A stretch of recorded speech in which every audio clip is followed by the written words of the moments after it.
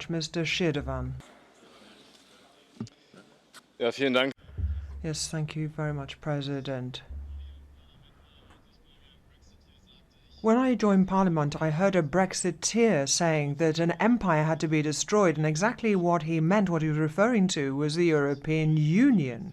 But what the Brexiteers have achieved, by virtue of their policy, is only to push the United Kingdom into its greatest political crisis for decades, one in which workers and pensioners are going to have to pay the biggest price.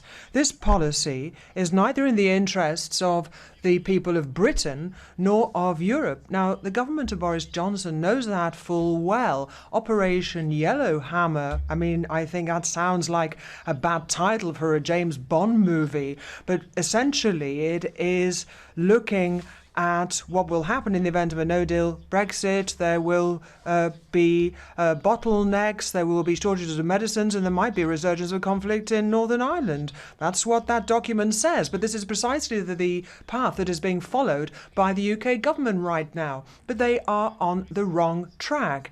Now, we talk about a Brexit with or without a deal. But we are really talking about whether a German or a Polish nurse does not know whether they will have a residence permit to remain in the UK and to enjoy healthcare. We're talking about British pensioners, for example, who don't know whether they will continue to be paid their pensions if they live in the European Union. We're also talking about families in Belfast sending their children to school, but in future might have to worry about incidents on the street, as was the case in the past when we had a civil war there. So when people talk about a hard Brexit, that's what they're actually talking about, and that is why British policymakers have to do something. They have to show real political will.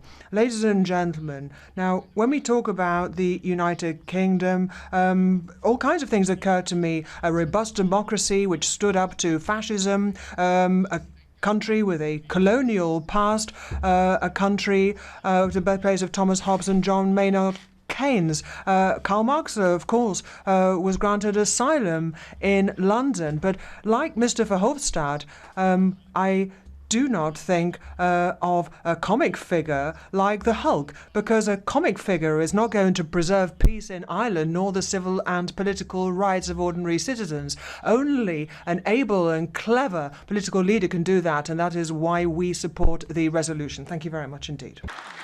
Grazie. Thank you very much.